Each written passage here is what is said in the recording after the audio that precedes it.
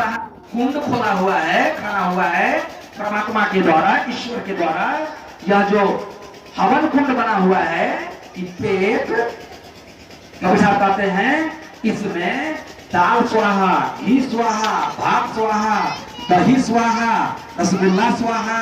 नहीं, इस हवन कुंड ये है, इस हवन कुंड में तू स्वाहा करो ना। घी खिलाने की वस्तु है। आप साधु संत को बुलाइए, साधु संत को खूब घी खिलाइए, घी ढालिए उनके पत्ता पर, उनके खाना पर खूब घी ढालिए। नहीं, लोग घी उठाने का मतलब कहा आग पर धार दो, आग में जला दो, जलकर भस्म हो गया, लोग उसे घी उठाने का, वह घी उठानी है। मैं आप लोगों से पूछता हूं, वह है घी उठानी? जिन भाइयों को शंका हो हमारे बातों पर, मैं उनसे 3 बार गोर लगता हूं, दंडवत प्रणाम करता हूं, बंदगी करता हूं कि आप आइए इस मंच के अंदर, इस पंडाल के अंदर आइए। कन्हैया अगर गलत काज कर रहा है तो हम लोग आज से उसको हम लोग छांट देंगे। आप क्या छांटिएगा? गुरु महाराज छटवा देंगे उसको।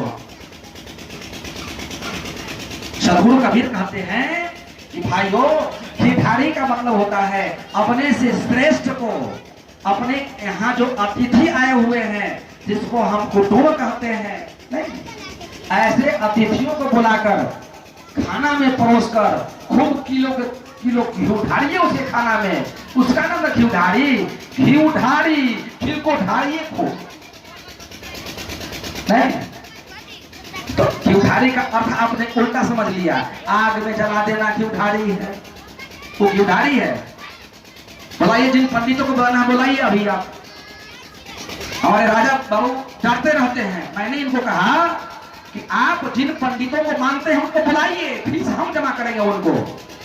अगर कन्हैया गलती काम कराता है तो हम लोग आप क्या छांटिएगा, हम छांट देंगे।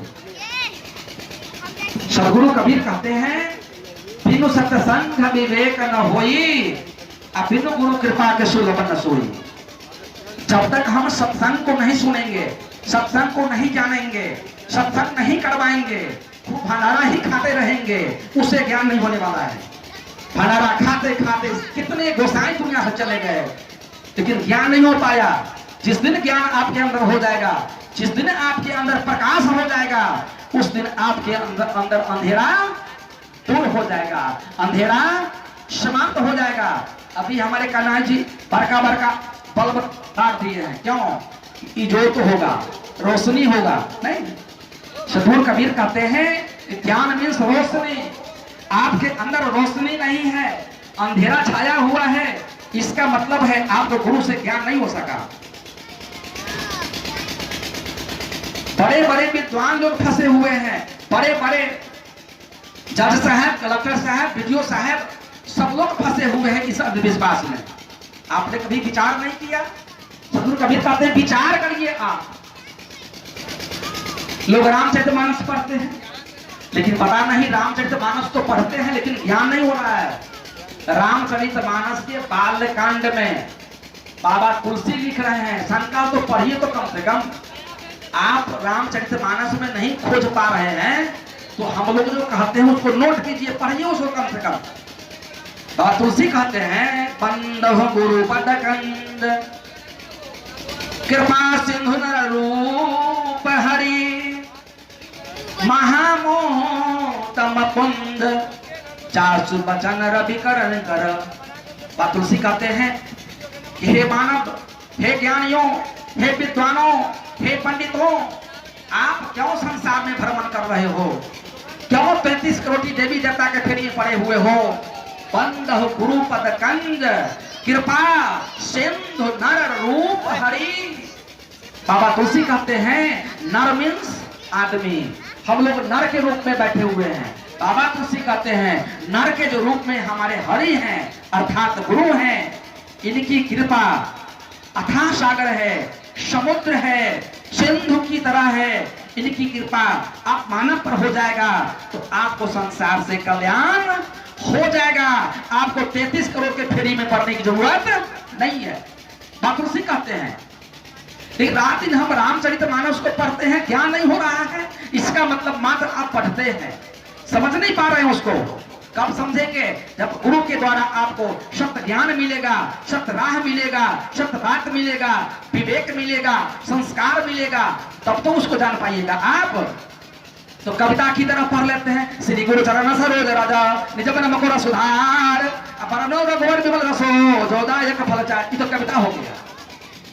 कविता की तरफ मत पढ़ें, उसको पढ़ें, उसको समझें, उसको जानें, तभी तो ज्ञान होगा।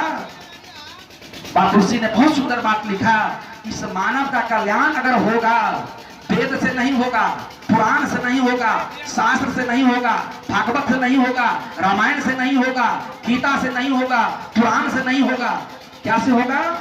सत्संग से होगा। तुलसी ने कहा कि एक घड़ी आधो घड़ी, आधो में पुनियाद तुलसी संगति साधु के हरहु पुरोटी अपराध। तुलसी ने कहा कि हे मानव, हे विद्वानों, हे ज्ञानियों, आप क्या भागवत गीता के फिर पढ़े हो? संत कल्याण करने वाले होते हैं, गुरुजन कल्याण करने वाले होते हैं, इसलिए संत और गुरु के बुलाकर आप अपने जीवन में उनकी वाणी को चाय की तरह पी जाइए।